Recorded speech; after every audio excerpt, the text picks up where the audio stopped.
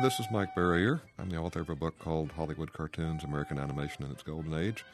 And in that book, I write about Max and Dave Fleischer and cartoons they made for Paramount and about the Popeye cartoon specifically.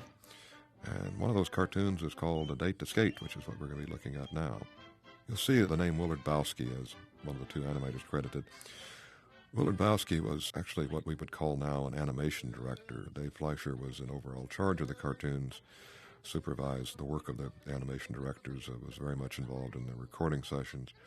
But the day-to-day work of doing the layouts for the cartoons, supervising the work of the animators, handing out work to members of a group of animators, this is what was done by the animation directors. And Willard Bowski was one of those people for quite a few years in the 30s. Bowski had an interesting history. He was born in 1907 in New Jersey.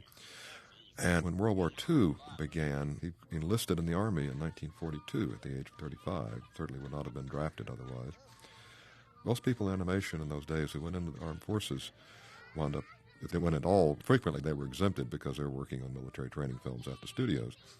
Other people went in the military and worked in animation studios like the one out in Hollywood called Fort Roach, first motion picture unit of the Army Air Force. But Bowski actually went into combat service and was killed in action in France in 1944. It's hard to think of any other people in animation who were active in animation in the 30s who died in combat. I'm sure there were others, but he was certainly the most prominent.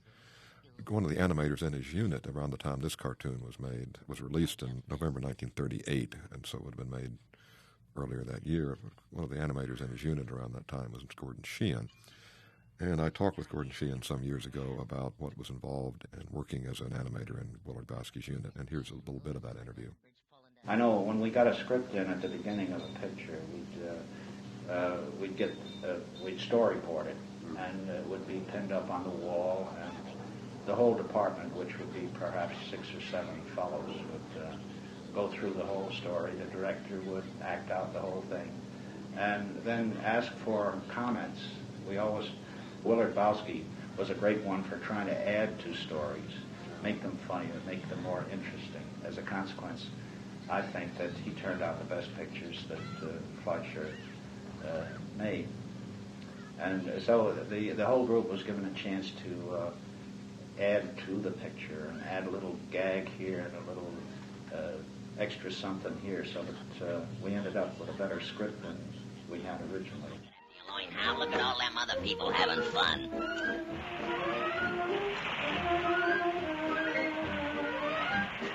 Follow me, I'll show you.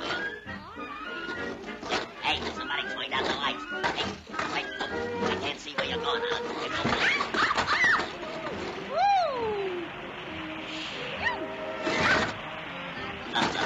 That's pretty good, Olive, but you gotta keep it up. Now watch me. Here you go.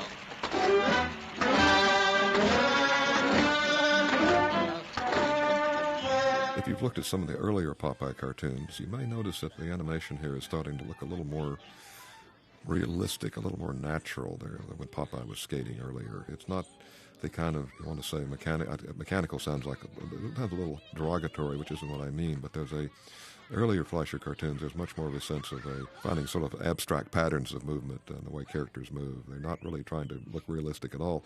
There's more of a sense here of, well, this is how people like Popeye would actually move if they were out roller skating. A little higher,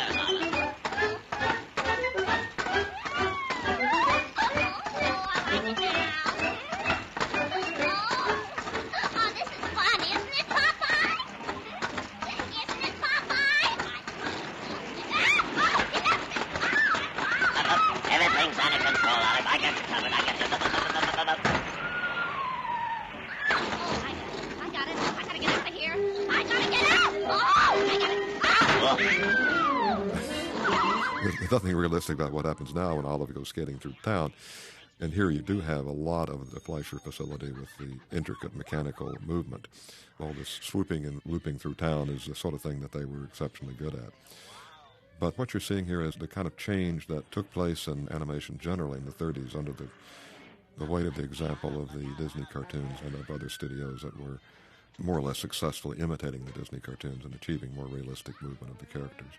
This was not the natural bent of the Fleischers. I mean, sometimes they did it quite well, other times it was more uncomfortable for them.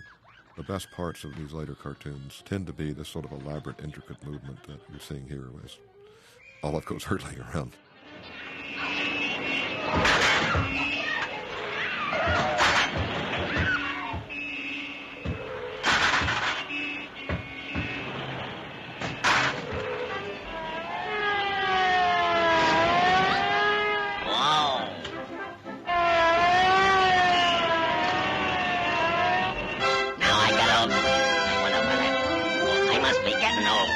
Don't tell me I left it home.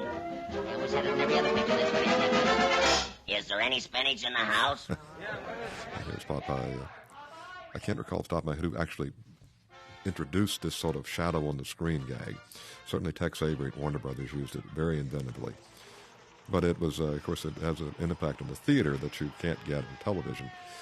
But sometimes there could be extremely elaborate changes worked on this whole idea of interaction between the character on the screen and the people in the audience.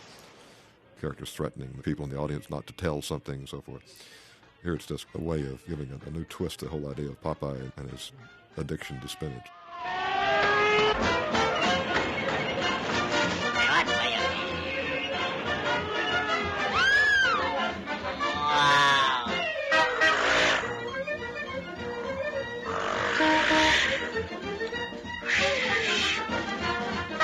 By this time, Olive Oyl's voice was provided by Mae Questel, who was originally the voice of Betty Boop. Mae Questel was an actress. She appeared on screen as Aunt Bluebell when selling Scott towels back in the 60s and 70s. And she was Woody Allen's mother in a segment of the film called New York Stories. She even provided Popeye's voice at one point during World War II. My heart's palpitating.